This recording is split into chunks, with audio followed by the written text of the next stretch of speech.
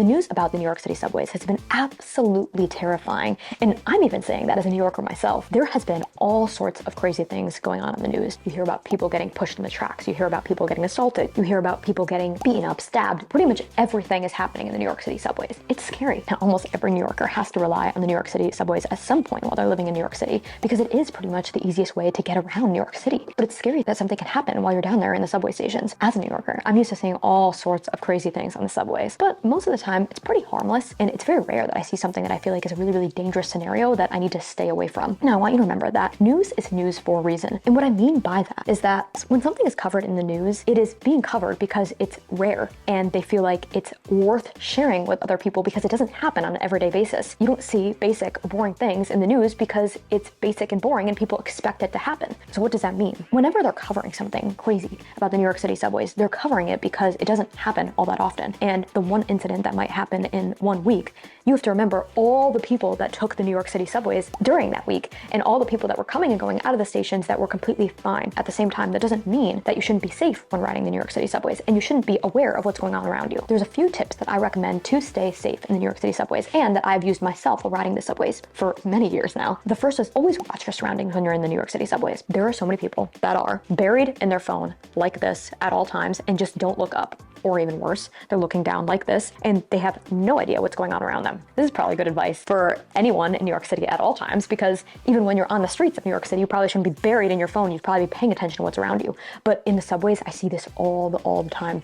People are just in their phones and they don't know what's around them. And if someone's approaching them, they might not even notice because they're so buried in their phone. It's okay to look at your phone on the subways or in the subway stations, but just be aware. Don't be so zoned in to the point where you haven't even looked up for a breath of fresh air in the past 5 minutes. Well, you don't exactly find fresh air in the subway stations, but you get my point. People have been getting pushed into the tracks in the New York City subway station. It is one of the saddest and most disturbing things that I've heard of about the subways, and it's been happening more frequently over the past few years. Like I always say, the news is news for a reason, but it is something that I do think that you need to be careful about. Stay away from the edge of the subway tracks as much as you can. Stay in the middle, stay around a bunch of people, so that way people don't have easy access to push you towards the end of the track. Just be aware of that. I always recommend, if you can, I know that you can't always do this, try not to ride the subways alone. I know that many people cannot get away with not riding the subways alone, myself included. At many times in my life, I've had to ride the subway to get to work, to get to meetings, to get anywhere I want to go alone, and I didn't always have somebody with me. But whenever you can, it's always going to be better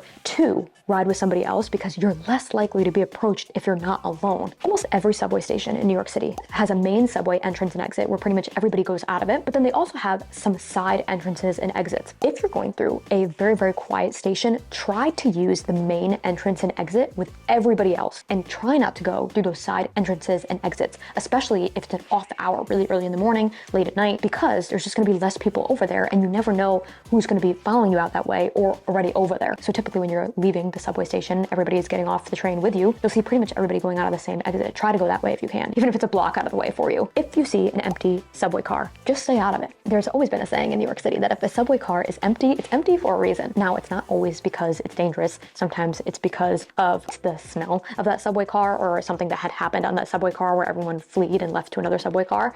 So if you see that there is one car where no one's in there, but everyone's in all the other cars, just stay out of that subway car and just go to another car. Be careful wearing headphones on the subway and blasting your music or your videos, whatever you're watching, really, really loud. You might not be able to hear or notice someone approaching you if you have your headphones on really loud. And I know everyone has their headphones in on the subway. I was the queen of doing that myself.